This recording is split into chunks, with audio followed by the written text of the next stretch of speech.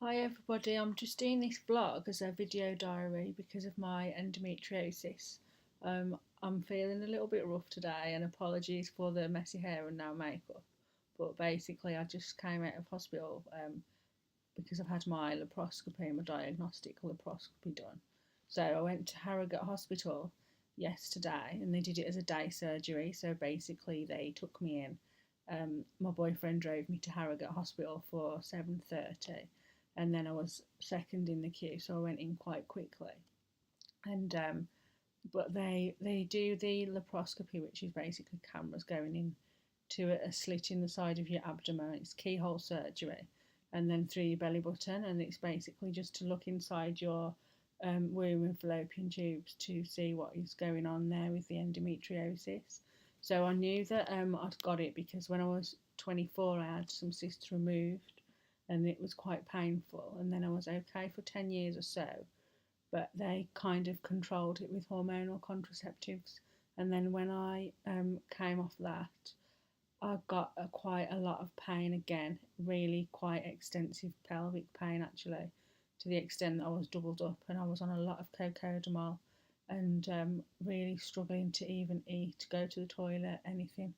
And I retired basically early from my teaching career, so I'm 36 now.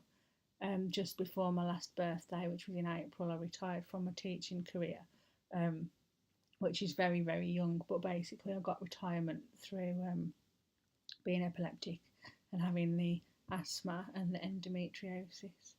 So, thankfully, I've not got to rush back to work. But basically, what happened is they took me into hospital and put the cameras inside me. And when I came round from the anaesthetic, I was having an asthma attack because I didn't.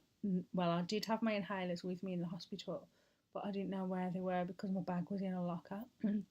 So there were tubes down my throat, but I can't remember that bit. I just remember waking up and kind of not really knowing where I was and that I was having an asthma attack. And then I remembered that I was in York Hospital, basically. So um, they gave me my inhaler and that calmed down the asthma. But they took me into the back onto the ward, and they hadn't found Si, my boyfriend, to come over when I was waking up, and they sent the consultant round before he got there. So that was a bit horrible because I was still feeling really sick from the anaesthetic and with my asthma, and then the consultant basically came round, showed me these photos, which were obviously the grade 4 endometriosis, which is the worst kind, and just said that they did a dye test and no dye at all was going through fallopian tubes. So that means only only you can conceive through IVF if it works. And he basically said that the endometriosis was too extensive for him to operate on at the time. So I've got to come back in for that, and I need to make a decision on the IVF as soon as possible, really. And he told me that when I was on my own without my partner, so that was quite really a lot to take in and upsetting when I wasn't feeling very well anyway, and he wasn't with me. So the doctor did that really quite quickly and then went out. And then a nurse came in and saw that I was upset, and she put me in a private room so that I wasn't on the ward with everybody else with just the curtains around me anymore. And she phoned Si to make sure that he could come up. So this is, they sent me home the same day because I was eating and drinking and going to the loo, because they said all they would be doing in hospital is giving me medication and food, which I can have at home. And to be honest, I'd rather be at home, and they probably need the beds. So I'm obviously back home now, but I'm feeling a little bit rough. So after you've had the laparoscopy, they put like gas inside you to with the cameras, and it's all trying to come out, and you feel like it through your shoulders. Your shoulders are like cricking and popping. It's really a bit weird. It's a painful and it's a bit of a weird pain. But it's not too bad. The worst really is obviously your abdomen because you've had cameras going in there. So it's very, very sore and sensitive. They've glued me up with dissolvable glue and stitches, but I can't bend down. I can't walk very well. It actually does quite hurt to sit down and then stand up again, to be honest. So you have to be completely immobile for like a week or two at least, and possibly longer depending on what you have done when it's your laparoscopy.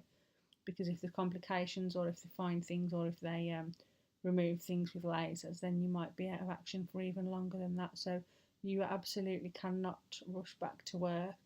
I'm really lucky because now, like I said, I've retired and I work mainly online with my blogging and online marketing. So that's a really, really good thing. My throat is still quite sore, so that's obviously because I've had the tubes down it and the anaesthetic. But this is 24 hours later.